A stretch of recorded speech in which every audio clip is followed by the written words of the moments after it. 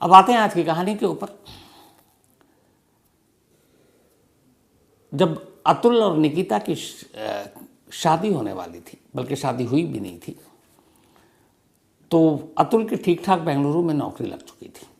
जब बेंगलुरु में नौकरी लग गई तो माँ बाप ने कहा कि अब तुम शादी कर लो, घर बसा लो और बेंगलुरु में अकेले रहोगे, कम से कम एक पत्नी साथ रहेगी तो तुम दोनों का वक्त भी अच्छे से बीतेगा, फैमिली जैसा माहौल होगा। तो अतुल पहले शादी उस वक्त करने के लिए तैयार नहीं था। वो चाहता था कि पहले वो ठीक से सेटल हो जाए। लेकिन जो हमारे कल्चर में होता है, हमारे यहाँ की लड़का जैसे ही पढ़ लिख कर कमाने लगा तो फिर माँ बाप की पहली चीज़ यही होती है, लड़का या लड़की, कि अब इसकी शादी कर दो ताकि अपने पति या फिर पत्नी के साथ वो ठीक ठाक खुश रहे। तो अतुल के ना चाहते हुए भी फिर भी माँ बाप ने कहा, तो माँ बाप की ख्वाहिश को उसने कहा ठीक है शादी कर लेते हैं। वैसे भी अब वो ठीक ठाक जॉब कर रहा था। तो माँ बाप ने अब लड़की देखने के लिए कहा, तो उसने मैट्रिमोनियल साइट पर अपना पूरा बायोडाटा डाल दिया और उसके ज़रिए अब सर्च करने लगा कि कौन कैसे कहाँ। और इसी दौरान इधर निकिता के माँ बाप ने भी निकिता के लिए मैट्रिमोनियल साइट पर ऐड डाल रखा था। अब इत्तेफाक से एक रोज़ सर्च करते करते अतुल को निकिता का वो मिल गया, निकिता को अतुल का मिल गया। उनके घर वालों को बातचीत ही देखा कि बातचीत के बाद सब कुछ मिल रहा है, तो अब रिश्ते की बात आगे बढ़ाई जाए। फिर कांटेक्ट किया गया। कांटेक्ट करने के बाद दोनों परिवार में बातचीत हुई। उसके बाद शादी की डेट फिक्स कर दी गई, 26 जून 2019। अब शादी की तारीख तय हो चुकी है। बातचीत के हिसाब से जो ये शादी होनी थी, जो बारात आनी थी बिहार के समस्तीपुर से, अतुल को ये बारात लेकर बिहार से बनारस यानी वाराणसी पहुंचना था। और वाराणसी में एक होटल हिंदुस्तान इंटरनेशनल है, ठीक ठाक होटल, उसी होटल में बारात के आने का और रिसेप्शन का सारा इंतज़ाम था। क्योंकि निकिता का एक बहुत सारे परिवार रिश्तेदार वाराणसी में ही रहते थे, तो ये तय हुआ था कि वाराणसी से शादी होगी। तो अब 26 जून 2019 को सब कुछ हो गया। इसके बाद तय वक्त पर बारात आती है, शादी संपन्न होती है। उसके बाद दूल्हा दुल्हन समस्तीपुर जाते हैं। अतुल ने पहले से ही तैयारी कर रखी थी कि शादी के बाद वो हनीमून के लिए मॉरिशस जाएगा, और बाकायदा निकिता से इस बारे में बातचीत भी की थी। तो निकिता ने भी कहा ठीक है। अब इसके बाद करीब शादी के 15 दिन के बाद दोनों मॉरिशस पहुंचे हनीमून मनाने के लिए। तो मॉरिशस जब ये गए और उसी हनीमून पर, तो याद आया कि कुकू एफएम के ऑडियो लर्निंग प्लेटफॉर्म पर एक कहानी है, एनी द हनीमून मर्डर। पूरी डिटेल में कैसे एक हनीमून पे कत्ल की साजिश रची जाती है, फिर कैसे उस कत्ल को अंजाम दिया जाता है। तो any the honeymoon murder Kuku FM के ऑडियो लर्निंग प्लेटफॉर्म पर मौजूद है, वहाँ आप इसे सुन सकते हैं। लेकिन याद रहे, वक्त तेज़ी से निकल रहा है और एक बार जब फ्री ट्रायल स्लॉट्स ख़त्म हो जाएंगे तो फिर ये मौका हाथ से निकल जाएगा। तो इस औसम मौके को मिस मत करें। अभी अपने फ्री ट्रायल लें और क्राइम की बेस्ट स्टोरीज सुनना शुरू करें। After 14 days the subscription plan will be activated. अब तक सब कुछ ठीक था। जब ये मॉरिशस पहुंचे हनीमून मनाने के लिए, तब पहली बार निकिता ने एक राज अतुल को बताई और वहीं से कहानी बिगड़नी शुरू हुई।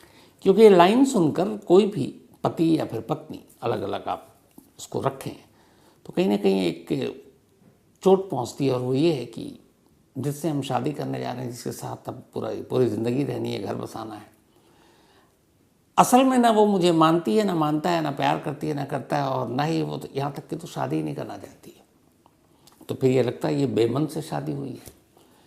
तो मॉरिशस में हुआ क्या था? मॉरिशस में ये हुआ कि निकिता ने अतुल को बताया कि असल में मैं अभी शादी करना ही नहीं चाहती थी, नंबर 1।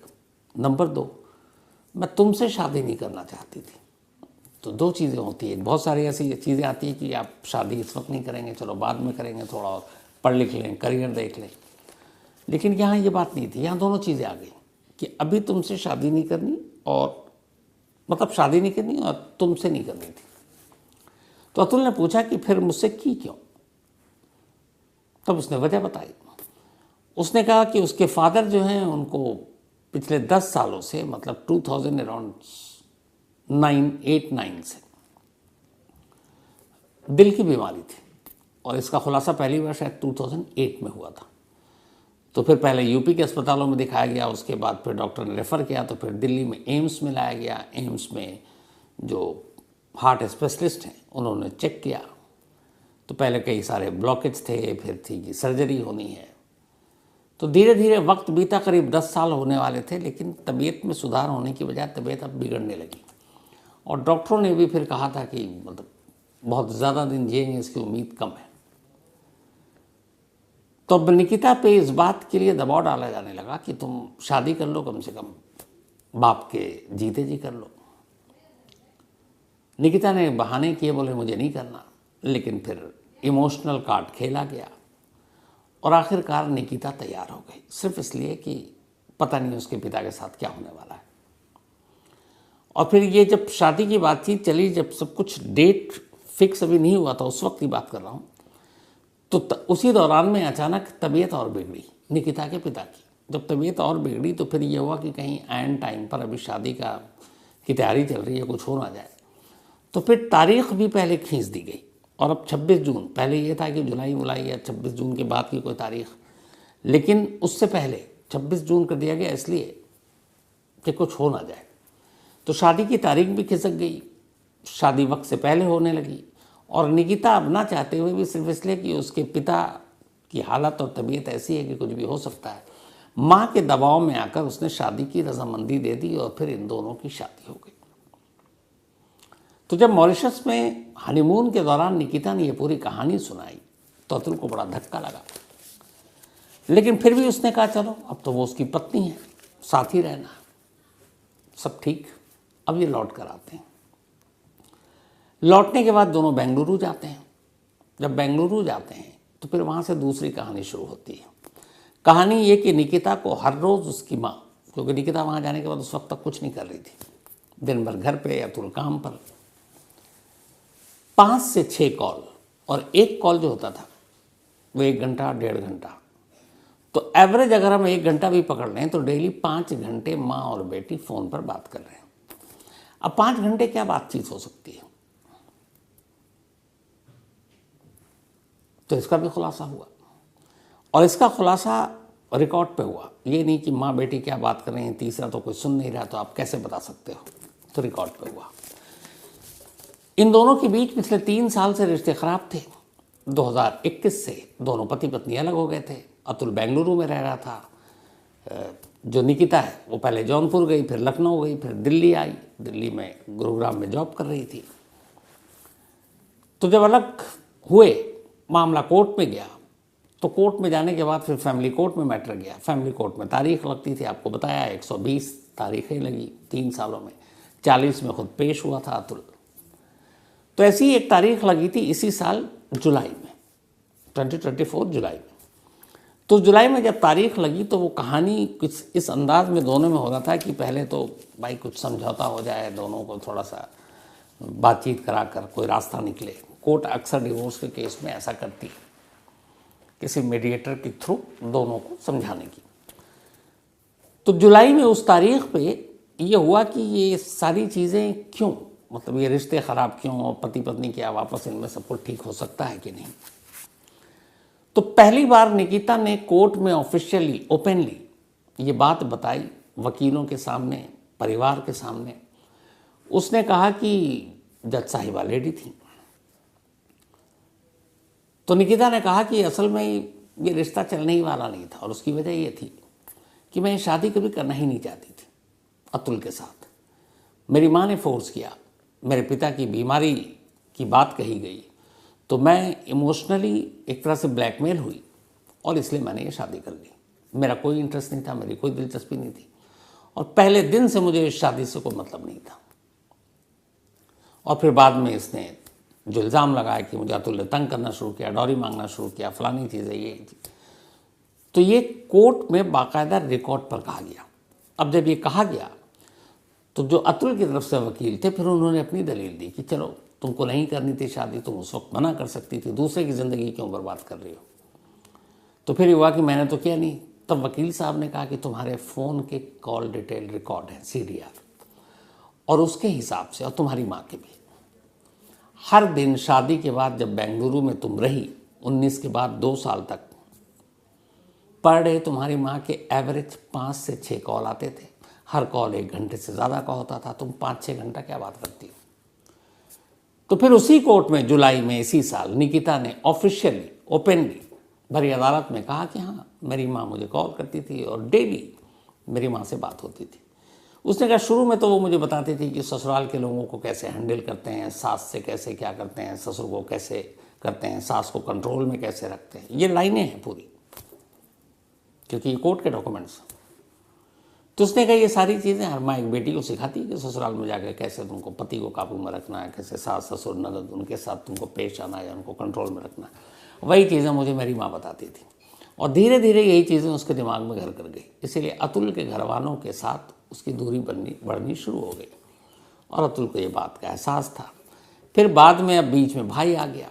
भाई ने कहा कि भाई अब हम जहाँ पे रहते हैं, अतुल को लोग कहते हैं सॉफ्टवेयर इंजीनियर, वो भी AI, तो अब उसके ससुराल वाले, तो उसने कहा हमें एक नया घर खरीदना है, घर महंगा था, तो जीजा जी पैसे दे दें ताकि थोड़ा अपना स्टैंडर्ड भी लोकेलिटी में बढ़ेगा। तो फिर ये सारी चीज़ें आनी शुरू हो गई, और यहीं से झगड़ा शुरू हुआ। अब बाद में आया कि भाई बच्चा भी है तो मेंटेनेंस दो कोर्ट में। तो उस वक्त अपने आप को निकिता ने बेरोज़गार दिखाया था। हालांकि बाद में उसने नौकरी की, और उसकी मंथली सैलरी थी करीब 84,000 या 85,000 उसकी भी थी। फिर धीरे धीरे उसका प्रमोशन हुआ, और करीब पर एनम उसकी सैलरी हो गई थी 22-24 लाख रुपए, मतलब साल के लगभग 2 लाख के आसपास, 1.5 से 2 लाख के दरमियान।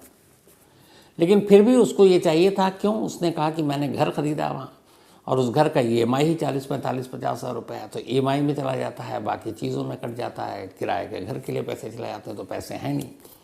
तो इसलिए मुझे मेंटेनेंस चाहिए, और मेंटेनेंस 40,000 नहीं, पहले 80 हुआ, फिर हुआ कि 1 से जाइए 1.5, फिर उसका ये था कि 2 लाख मिले तो सब ठीक है। तो ये सब भी चलता रहा, तो इसका भी एक असर पड़ा। तो कुल मिलाकर कहानी ये थी कि ये शादी की बुनियाद ही जबरन रखी गई थी, और इसीलिए ये सब कुछ हुआ। अब जब अतुल ने मरने से पहले जो नोट छोड़ा, लास्ट नोट, जो वीडियो बनाया, उसमें एक दिन आपको मैंने कहानी में बताई थी कि उसका एक चीज़ जो गूगल लिंक से गायब कर दिया गया है, गूगल क्रोम से, और वो बड़ा रहस्यमय, क्योंकि उसमें कोर्ट को लेकर बातें कही गई हैं, और वो कोर्ट से ही गायब हो गया। मतलब कोर्ट से रिलेटेड जो चीज़ें थी वो गायब है। बट किसी तरीके से हमारी टीम ने, दीपक ने जाकर खंगाला, और गूगल क्रोम से वो चीज़ें जो गायब थी, जिसका नाम है माई लॉर्ड, ये नाम से ही लिखा था अतुल ने, तो वो करीब टोटल 17 पन्नों का है। ये है वो माई लॉर्ड, जो अलग से 1 घंटा 21 मिनट 40 सेकंड का वीडियो, 23 पन्नों का वो नोट मरने से पहले जो लिखा गया, और उसके अलावा बहुत सारे डॉक्यूमेंट्स, और साथ में एक 17 पन्नों का ये माई लॉर्ड के नाम पर ये लेटर छोड़ा। अब ये जो माई लॉर्ड यानी कि जुडिशियल और जजों के नाम पे है, जज के नाम पर है, क्योंकि इसमें सुप्रीम कोर्ट भी है, बाकी कोर्ट भी है। उसने अपनी स्टोरी को 3 सेक्शन में बांटा, और बाकायदा लिखा हुआ है। इसकी जो पहली लाइन है वो ये है, एक तो जॉर्ज ऑरवेल का एक कोट से ये शुरू किया है कि in a time of universal deceit telling the truth is a revolutionary act. उसके बाद O great my lord, the pinnacle of human evolution, the supreme beings, और फिर दिस हैज 3 सेक्शन। अब यहां से वो अपनी स्टोरी शुरू करता है कि my story section with attachment and links, और इसके आगे लिखता है you are paid to read it, अगर आपको पढ़ना है तो पेड करेंगे। ज्ञान section, read if you think you want to improve the system, अगर आपको लगता है आप सिस्टम ठीक कर सकते हो तो आप इसको पढ़ो। तीसरा जो सेक्शन था, trolling, conservative criticism section, read it only if you have an open mind, it has a bonus funny but relevant video too. अब इस पूरे 17 पन्नों में बहुत सारे अटैचमेंट हैं, जिसमें हमारे इंडिया टुडे ग्रुप के भी कई आर्टिकल्स हैं, जुडिशल सिस्टम को लेके, नाइंसाफ़ी को लेके, इंसाफ में देरी को लेके बहुत सारी चीज़ें इसमें लिखी गई हैं। और जगह जगह कुछ कार्टून हैं, कुछ जुडिशल सिस्टम का मजाक भी उड़ाया गया है। लेकिन जो आखिरी में आकर 16 और 17 पन्नों में कुछ बातें कही हैं अतुल ने, वो दिल को कचोटने वाली है। वो कहता है कि एक तो ये कि मुझे उम्मीद है कि मैं कंटेम्प्ट ऑफ कोर्ट नहीं करूँगा और ना आप उसके लिए मुझे सज़ा दोगे, क्योंकि सज़ा जिंदा लोगों को दिया जाता है, एक मुर्दे को नहीं। तो मैंने सिर्फ सच्चाई सामने रखी है माय लॉर्ड या मी लॉर्ड, बाकी आप मुझे सज़ा तो दे सकते, कंटेम्प्ट ऑफ कोर्ट के मामले में यानी अदालत की अवमानना के मामले में आप मुझे दोषी ठहरा नहीं सकते। और इसके अलावा कोर्ट को लेकर जो चीज़ें हैं कि कैसे एक आम इंसान तारीख़ों में उलझता है, कैसे एक इंसान मुकदमे के चक्कर में अपनी पूरी ज़िंदगी बर्बाद कर लेता है, कैसे एक इंसान एक छोटे से केस में अपना सब कुछ हार जाता है, कैसे एक इंसान की जमा पूंजी एक बार वकील और दलील और कोर्ट कचहरी के चक्कर में ख़त्म कर देता है। यह सिस्टम कब बदलेगा? एक ऐसा सिस्टम जो पारदर्शिता हो, जिसमें सीधे सीधे इंसाफ हो, जिसमें वक्त ना हो, तारीखें ना हो, वो कब बदलेंगे?